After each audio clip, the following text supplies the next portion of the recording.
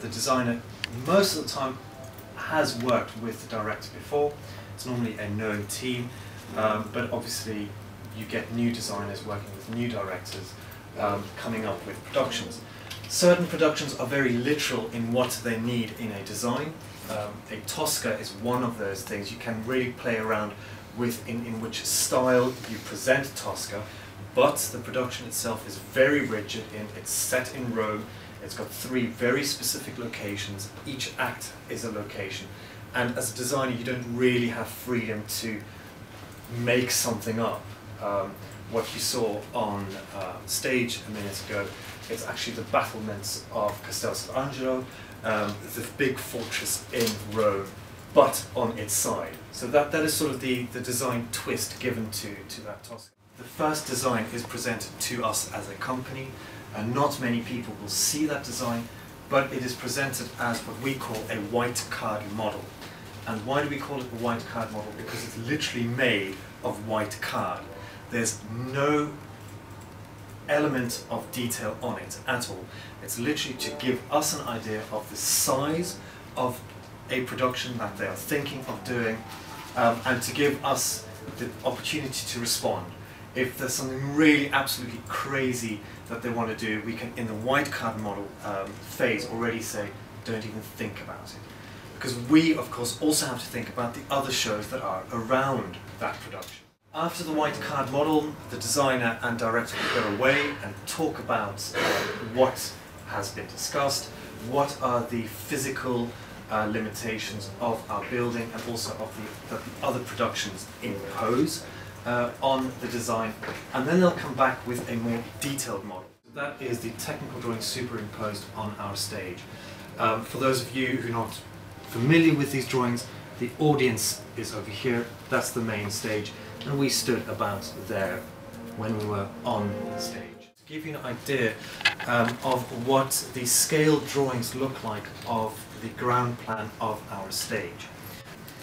This drawing shows what the ground plan, where all the various elements of the production will stand during the performance.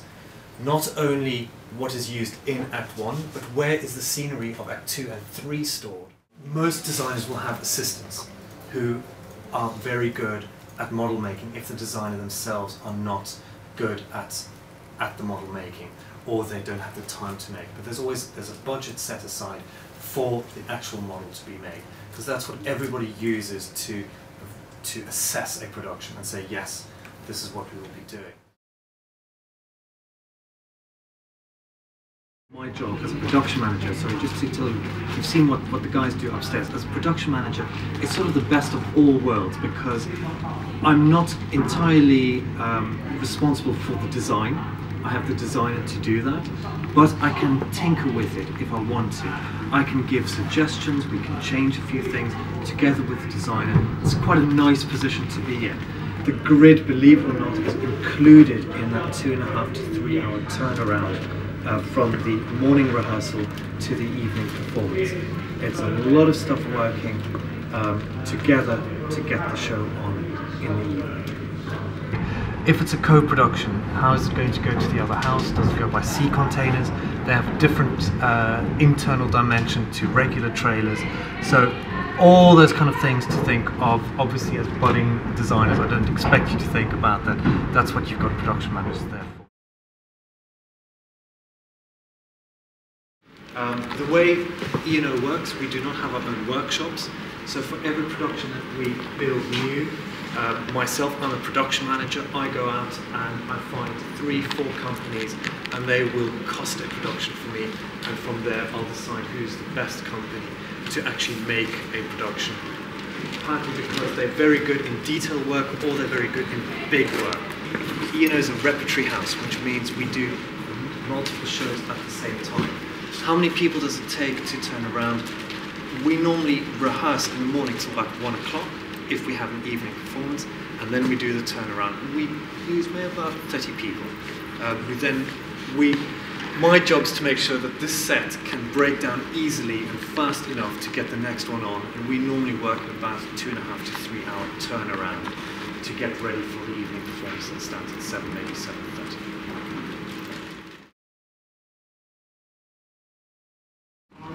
once the company has built the set, once we're on stage, after the first 3 days, if we have an evening where we finish the evening rehearsal, the next morning we have another rehearsal, we'll do a paint call overnight.